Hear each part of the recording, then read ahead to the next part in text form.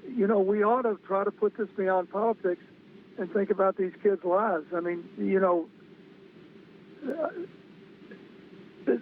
we can all talk about sympathy and we can talk about mental health, although the mental health of Americans is no worse than that of our other major countries.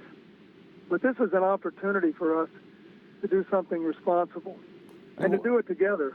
And what do you say to people who might argue, with all due respect, President Clinton, Democrats supported the Brady bill.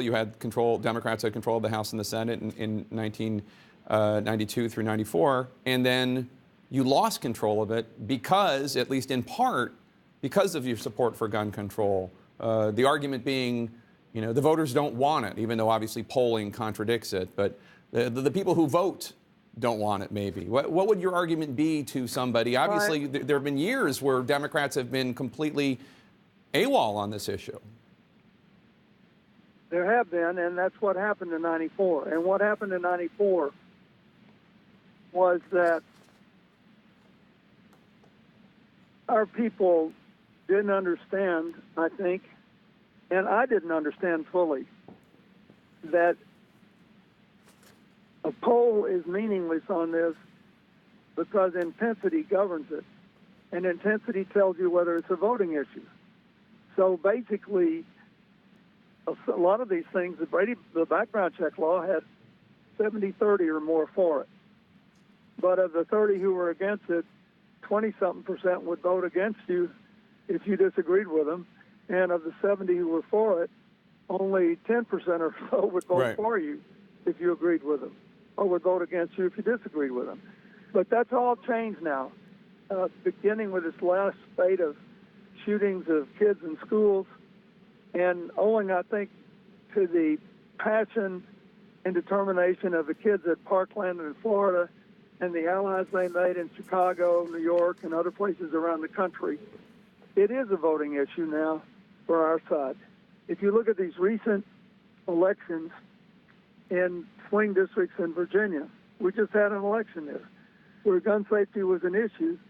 It worked for us, not against us.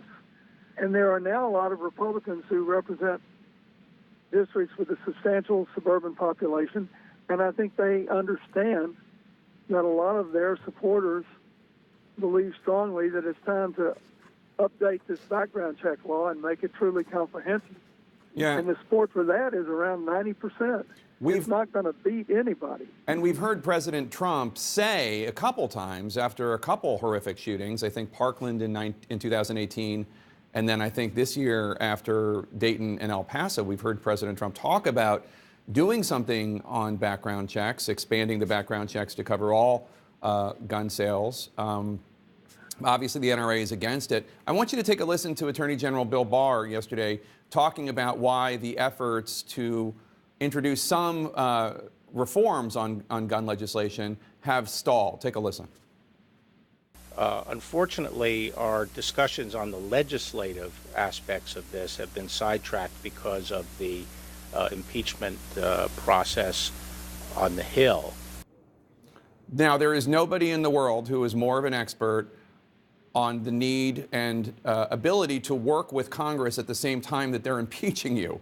And I'm wondering what is your reaction to Barr saying, well, the House Democrats decided to impeach, therefore we can't do anything on guns? Well, my answer is look at how much we got done in 1998 and 1999.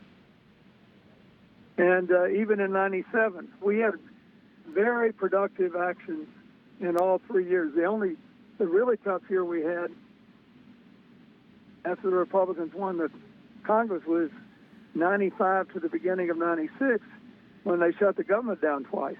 But once the public rendered judgment on what they thought should be done, I just kept working with them. I mean, that's just an excuse. So what would your message to President Trump be? What would your message to President Trump be about, and when he says, well, I can't work with these people, they're impeaching me? My message would be, look, you got hired to do a job. You don't get the days back you blow off. Every day is an opportunity to make something good happen. And I would say I've got lawyers and staff people handling this impeachment inquiry, and they should just have at it. Meanwhile, I'm going to work for the American people. That's what I would do. I mean, I think what happens is he did indicate a couple of times he might go along with this, and then obviously the gun lobby got a hold of him and pulled him back. But at some point, denial is no longer an option. And the Congress is basically in denial of the consequences of doing nothing, or at least the people who were opposed to it. And the easiest thing to do, if they don't want to pass the assault weapons ban and the ammunition clip limit, which I strongly believe they should, if you just look at the staggering increase in mass shootings since the assault weapons ban expired.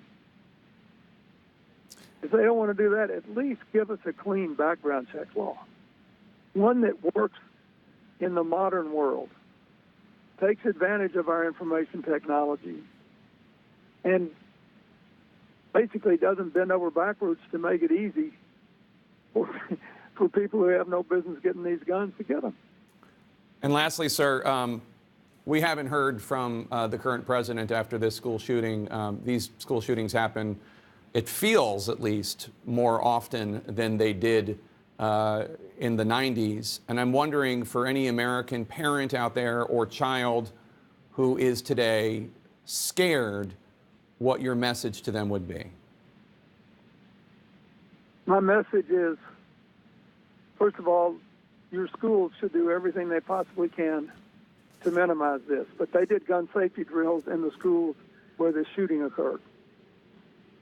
And that you deserve an environment which minimizes your risks. We can minimize your risk without doing anything to the right to have an arm for a hunting, sports shooting, or self-protection. Nothing, zero, nada. It doesn't affect that at all. To have a good, comprehensive background check law.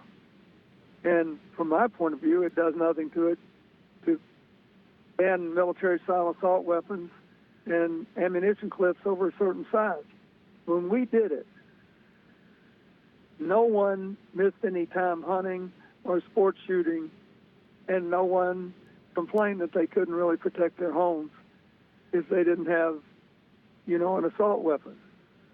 But if you continue to pretend that you can deal with all this by violations of existing law without trying to prevent it, you're going to continue to have these things happen. And we don't know what the facts are here now. I don't know Right. what kind of weapons this young man used. I don't know what went on there. But I do know this. In most of these cases, if we had an aggressive preventive program that doesn't interfere with the Second Amendment rights the Supreme Court has specified, we could have prevented or minimized the damage. I remember at one point in the 90s when I was president, a study came out saying that if you got shot with an assault weapon, you were 3 times as likely to die from the wound that if you just got one bullet in you from a revolver or from another kind of handgun. So we just need to calm down and take this out of politics and give more of our kids a better future. I mean, it doesn't make any sense. And the political argument that you raised in the beginning is absolutely right. There were people who lost their careers in Congress because of that. And one reason we lost the majority in Congress in '94 was because of that. But it's not that way anymore. It's now a voting issue for the people that agree with us. So if you're just worried about the naked politics, it's at least a wash. And people should instead do what's right for the children. Former President Bill Clinton, thank you so much for your time. We really appreciate your calling in, and congratulations on your award. Thank you, Jake.